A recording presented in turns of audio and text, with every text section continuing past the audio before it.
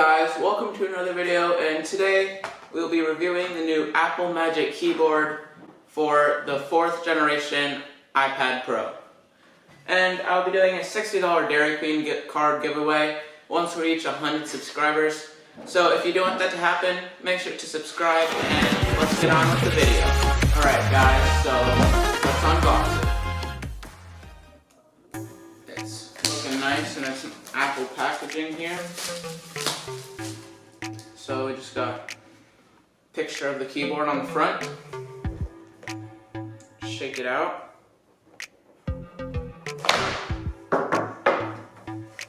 And there it is. Feels a lot heavier than the iPad, which it is, because it has to counter the weight of the iPad. But there it is.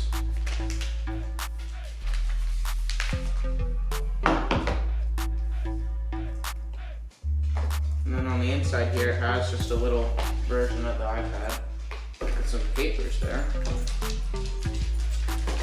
That's pretty cool. That is everything that's inside the box. So first impressions, this is pretty heavy. Together, this is between 3 or 4 pounds. And I understand why Apple does this, because if they didn't, then it would just keep tipping over like this, because the keyboard wouldn't be able to counter the weight of the iPad.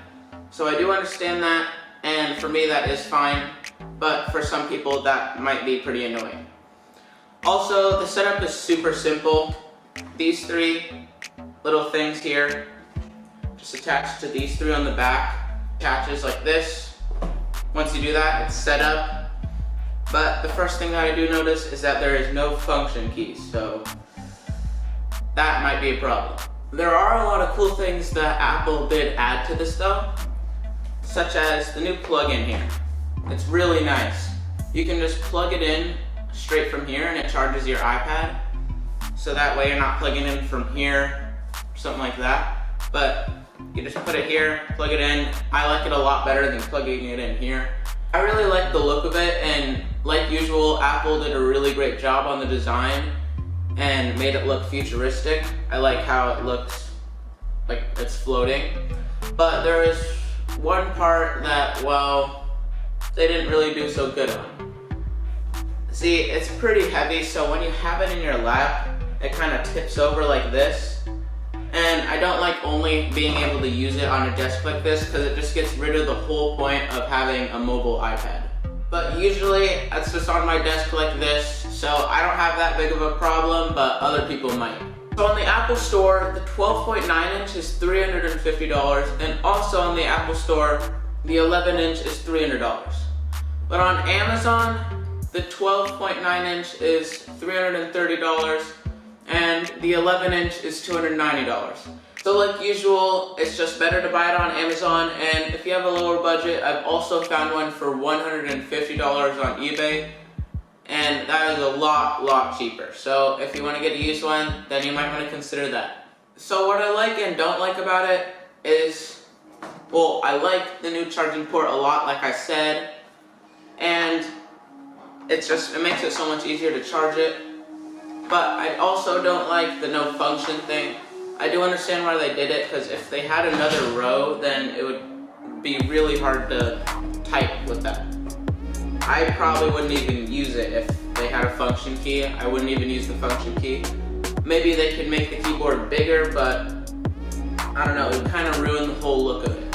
So I do understand why they did that, but I still don't like it. Also, I like how the magnets are very sturdy. Like, when you attach it, it just goes on so easily, and it's not going to come off ever, unless you pull it off, obviously. And not only that, it closes super easily, and it's super slick when it closes. Also, you can brighten the keys. If you go to the settings, you can turn up and down the brightness, which I really like. And there's one more thing that I don't like. The last thing is that it's pretty hard to open. The magnets are so strong, and this is so heavy that you have to use 2 hands to open it.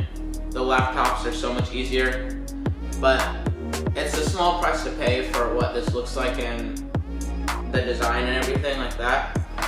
So It's not really that big of a deal for me. So the real question is though, should you buy it? Well, it depends if you're going to use it a lot. It's still fairly pricey, and if you already have a laptop or a desktop and you just got the iPad as a side thing, then it's not worth your money in the slightest to get the keyboard. On the other side of things, if you are going to use this a lot and you like that novelty Apple design, then it's definitely worth your money, and you should definitely buy it with the link in the description. Anyway guys, I hope you enjoyed this video, and I hope you found this helpful in your decision of whether or not to buy the Apple Magic Keyboard 4th generation. And if you'd like to see more review videos like this, make sure to check out our channel. Peace.